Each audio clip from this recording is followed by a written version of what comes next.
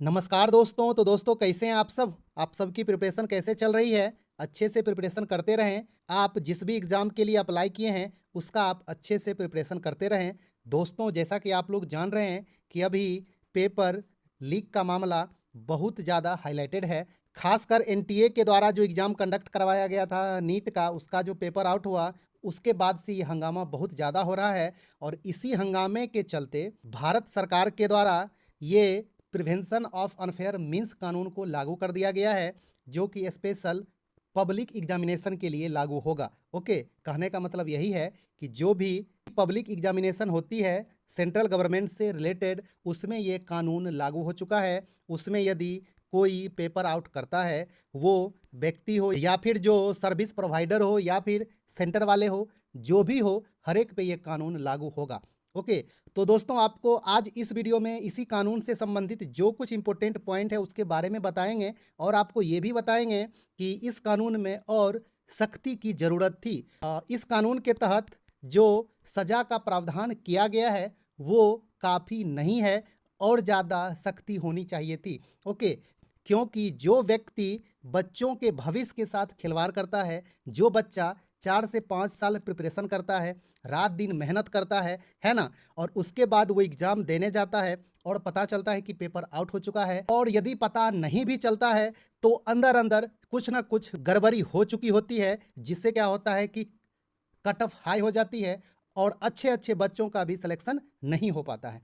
Okay, तो जो व्यक्ति बच्चों के भविष्य के साथ खिलवाड़ करता है, बच्चों का रिजल्ट नहीं आता है तो वो आत्महत्या कर लेते हैं बच्चे। तो इन बच्चों को जो आत्महत्या करने पर मजबूर करता है ये पेपर आउट करने वाला, क्या इसको फांसी की सज़ा नहीं होनी चाहिए थी?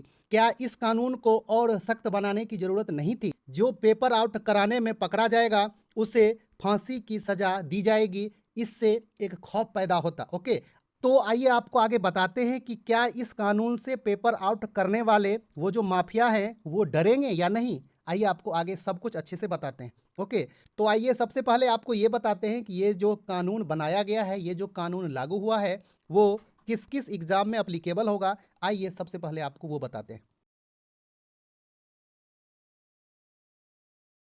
तो दोस्तों यहाँ पे देखें, ये सब एग्जामिनेशन में ये कानून लागू होगा। सबसे पहला है यूपीएससी। जो भी एग्ज़ाम यूपीएससी के द्वारा कंडक्ट की जाएगी उसमें ये कानून लागू होगा। उसके बाद जो भी एग्ज़ाम एसएससी के द्वारा ली जाती है उसमें ये कानून लागू होगा। जो भी एग्ज़ाम रेलवे के द्वारा ली जाएगी उसमें ये कानून लागू होगा। जो भी एग्ज़ाम आईबीपीएस के द्वारा ली जाएगी उसमें ये कानून लागू होगा। और इसके अलावा जो भी सेंट्रल गवर्नमेंट से संबंधित ऑर्गेनाइजेशन होगा, जो एग्ज़ाम कंडक्ट करवाता है, उसमें ये कानून लागू होगा। और उसके बाद ये जो एनटीए है ना, एनटीए जो एग्ज़ाम कंडक्ट करवा रही है उसमें भी ये कानून लागू होगा। और उसके बाद इसके अलावा जो भी सेंट्रल गवर्नमेंट से संबंधित ऑर्गेनाइजेशन है, जो भी हो छोटा मोटा एग्ज़ाम कंडक्ट करवाती है, सभी में ये कानून लागू होगा।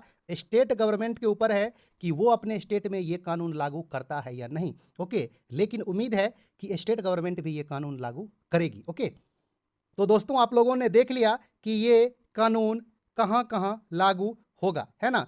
तो अब आइए आपको बताते हैं कि इसमें सज़ा का क्या प्रावधान किया गया है, किसके लिए क्या सज़ा रखी गई है। आइए आपको वो बताते हैं। दोस्तों यहाँ पे देखें, चैप्टर 3 में पनिशमेंट के बारे में चर्चा की गई है कि क्या पनिशमेंट दी जाएगी इस पेपर आउट से संबंधित जो भी व्यक्ति होगा, ग्रुप होगा, ऑर्गेनाइजेशन होगा, उसको क्या सज़ा दी जाएगी, ये इसमें प्रावधान किया गया है। सबसे पहली बात ये है कि इस कानून के तहत जो भी गिरफ्तारी होगी उसमें बेल नहीं मिलेगा। ओके, तो ये एक अच्छी बात है कि इसमें बेल नहीं मिलेगा, ये एक अच्छी बात है। ओके, और अब आइए, यदि कोई व्यक्ति इस कानून के तहत दोषी पाया जाता है तो उसको कम से कम 3 साल का सजा होगा। ओके, और इसको 5 साल तक बढ़ाया जा सकता है, मतलब 3 से 5 साल का उसको सजा होगा। ओके, तो जो व्यक्ति पेपर आउट करवाता है, जो 8, 10, 20, 50, 100 कैंडिडेट से 10-10 लाख रुपया ले लिया होगा, वो करोड़ों कमा लिया होगा, वो 3 से 4 साल जेल में रहने में उसको क्या जाता है ना। और उसके बाद फाइन के रूप में कितना उसको देना पड़ेगा, उसको 10 लाख देना पड़ेगा। ओके, यानी कि जो व्यक्ति पेपर आउट से संबंधित है वो कैंडिडेट से करोड़ों रुपया कमा लिया है और उसको फाइन कितना देना पड़ेगा? ओनली 10 लाख रुपया। और सबसे पहला सख्ती ये होना चाहिए था कि ये जो 3 से 5 साल का जो सजा है इसको आजीवन कारावास में होना चाहिए था, या फिर फांसी का प्रावधान होता, जिससे पेपर आउट करने वालों के मन में एक डर पैदा होता, ओके, कि यदि हम पकड़ा जाएंगे तो मुझे फांसी हो जाएगा या फिर मुझे आजीवन जेल में रहना पड़ेगा, ओके। और यहाँ पे 10 लाख की जगह 10 करोड़ का प्रावधान होना चाहिए था। जो भी वो कमाया होगा, प्रॉपर्टी अर्जित किया होगा, उससे उसको देना पड़ता, तब ये कानून सख्त माना जाता,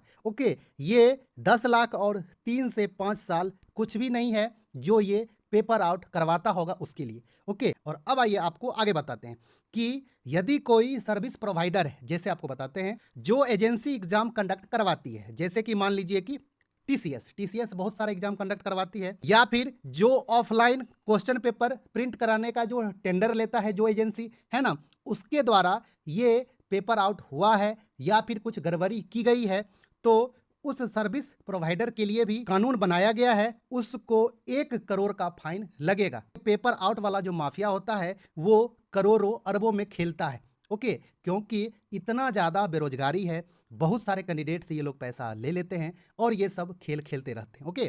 तो इसमें सभी का मिली भगत होता है। जहाँ पे एग्जाम सेंटर होता है, सेंटर वालों का मिली भगत होता है। उसके बाद जो एग्जाम कंडक्ट करवा रही है एजेंसी, उनसे संबंधित व्यक्तियों का भी मिली भगत होता है। तो सभी के मिली भगत के बाद ही पेपर आउट होता है और पेपर कैंडिडेट को प्रोवाइड करवाया जाता है। जिससे भी पैसा लेता है उसको, ये आपका हो गया सर्विस प्रोवाइडर का कि उसको 1 करोड़ का फाइन लगेगा, ओके। और उसके बाद क्या होगा, इस सर्विस प्रोवाइडर को 4 साल के लिए बैन कर दिया जाएगा, ये कोई भी एग्जाम कंडक्ट नहीं करवा पाएगी, ओके। तो ये सर्विस प्रोवाइडर के लिए किया गया है। और उसके बाद आप आए, जो सर्विस प्रोवाइडर का डायरेक्टर होगा या उससे संबंधित जो अधिकारी होगा, उसके लिए भी सजा का प्रावधान किया गया है, कम से कम 3 साल का सजा, और इसे 10 साल तक बढ़ाया जा सकता है, यानी कि 3 से 10 साल का सजा उस सर्विस प्रोवाइडर से संबंधित जो डायरेक्टर होगा, मैनेजर होगा या फिर जो अधिकारी होगा, उसको ये सजा दी जाएगी। और साथ ही साथ उसको 1 करोड़ का फाइन भी देना होगा, ओके। तो ये सर्विस प्रोवाइडर और उससे संबंधित व्यक्तियों के लिए है। और अब आइए आपको बताते हैं इससे आगे, एग्जामिनेशन अथॉरिटी से संबंधित हो, यानी कि जो एसएससी है, यूपीएससी है, रेलवे है, इससे संबंधित कोई व्यक्ति है या फिर व्यक्तियों का एक समूह है जो पेपर आउट करवाने में दोषी पाया जाता है, तो उसके लिए भी सजा का प्रावधान की गई है। कम से कम 5 साल का सजा और उसे 10 साल तक बढ़ाया जा सकता है, यानी कि 5 से 10 साल का सजा का प्रावधान किया गया है।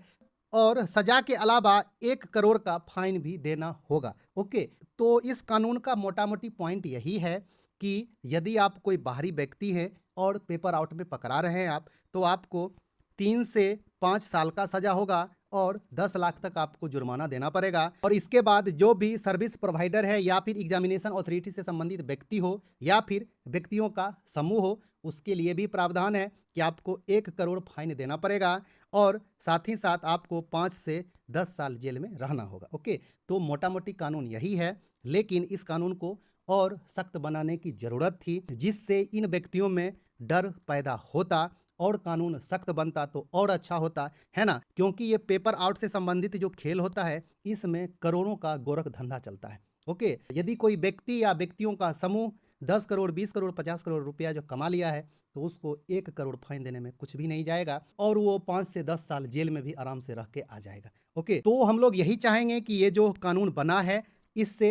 कैंडिडेट को फ़ायदा हो, ये पेपर आउट रुके और जो कैंडिडेट रात दिन मेहनत कर रहे हैं उनको सफलता मिले, ओके। उसके बाद ही इस कानून को शुक्रिया अदा किया जा सकता है, ओके। तो दोस्तों, यदि आपको ये जानकारी अच्छी लगी होगी तो वीडियो को लाइक कर दें। यदि आप मेरे राय से सहमत हैं तो आप कमेंट्स जरूर करें और इस कानून से संबंधित आपकी राय क्या है आप कमेंट्स करके जरूर बताएं, ओके। तो दोस्तों, मिलते हैं एक अच्छा खासा न्यू वीडियो लेके, तब तक के लिए धन्यवाद, नमस्कार।